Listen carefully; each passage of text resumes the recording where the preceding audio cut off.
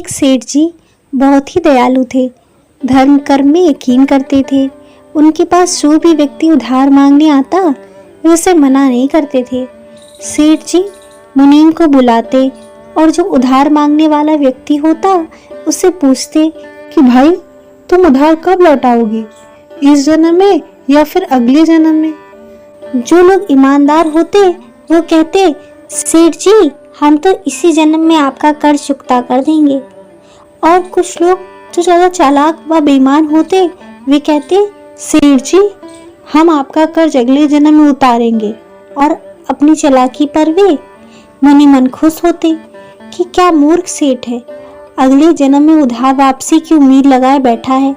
ऐसे लोग मुनीम से पहले ही कह देते कि वो अपना कर्ज अगले जन्म में लौटाएंगे। और मुनीम भी कभी किसी से कुछ नहीं पूछता था, जो जैसा कह देता मुनीम वैसा ही बही में लिख देता। एक दिन एक चोर भी सेठ जी के पास उधार मांगने पहुंचा।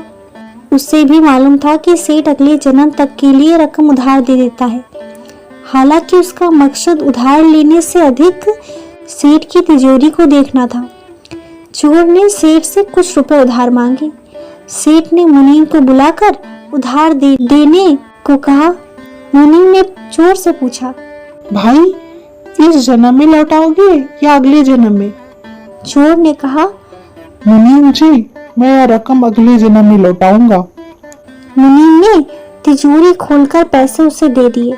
चोर ने भी तिजोरी देख ली और तय कर लिया कि इस मूर्ख सेठ की तिजोरी आज रात में उड़ा दूंगा। रात में ही चोर सेठ के घर पहुंच गया और वहीं भैंसों के तबेले में छिपकर सेठ के सोने का इंतजार करने लगा।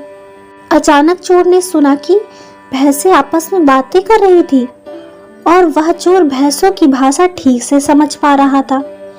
एक भैंस ने दूसरी से पूछा, तुम तो आज ही आई हो ना बहन? उस भैंस ने जवाब दिया, हाँ आज ही सेठ के तबेले में आई हूँ। सेठ जी का पिछले जन्म का कर्ज उतारना है। और तुम कब से यहाँ आई हो?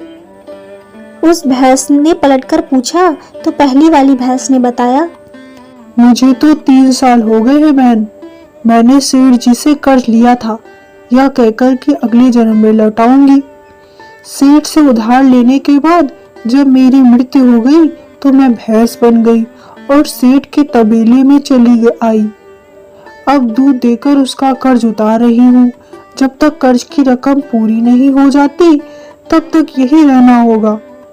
चोर ने जब उन भैंसों की बात सुनी तो उनके होश उड़ गए और वहां बंधी भैंसों को देखने लगा।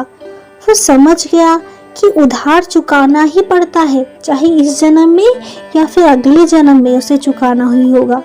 वह उल्टे पांव सेठ के घर की ओर भागा और जो कर्ज उसने लिया था उसे फटाफट मुनीम को लौटाकर रजिस्टर पर अपना नाम कटवा दिया। हम सब इस दुनिया में इसलिए आते क्योंकि हमें किसी से कुछ लेना होता है और किसी को देना होता है। इस तरह से प्रत्येक को कुछ न कुछ लेने देने के हिसाब चुकाने होते हैं।